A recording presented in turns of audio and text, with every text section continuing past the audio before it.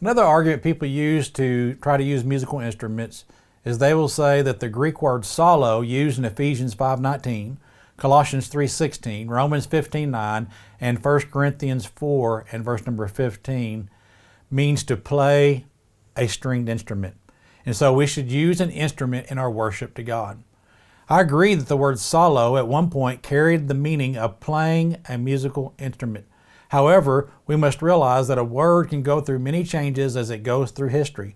Most of us have seen how words can change meaning in our lifetimes. For instance, 30 to 40 years ago, it was common for people to say, "I am gay," which simply meant they were happy. However, today, this word means something completely different. That is why it's important that we find out what the word solo meant during the first century.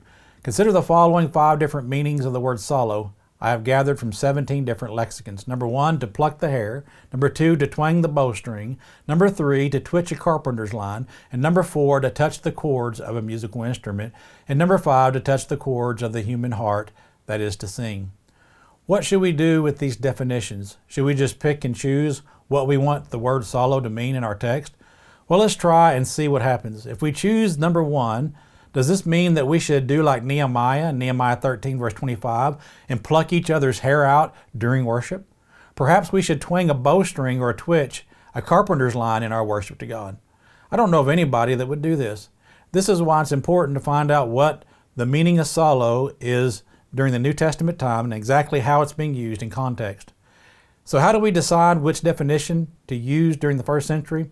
Well, we have to go to the experts that have studied the language during this time and see what they have discovered. One Greek expert named Sophocles, who was a native Greek and taught Greek for 38 years at Harvard University, took on the daunting task of examining the Roman period and beyond, which covered 146 BC to AD 1100. He examined over 594 authors during a 1200-year period and declares that no one single example of solo throughout the period of time can be found involving or implying the use of an instrument. Instead, every time it was found to mean a chant or sing a religious hymn. Many other scholars have come to the same conclusion, including those who have translated our Bibles into the English language. Every version of the Bible I've ever read never translated the Greek word solo as meaning to pluck a musical instrument. The reason this is never happening or never occurring is because the word solo in the New Testament period only meant to sing or chant.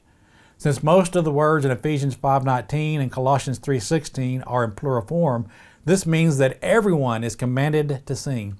So if the word solo means to play a musical instrument, then it would mean that everyone should be playing a musical instrument and singing, and of course, this would violate the passage.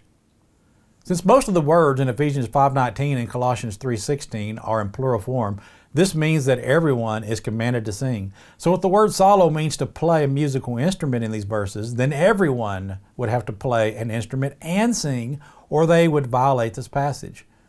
When have you ever seen or heard of a denomination where every person sings and plays at the same time?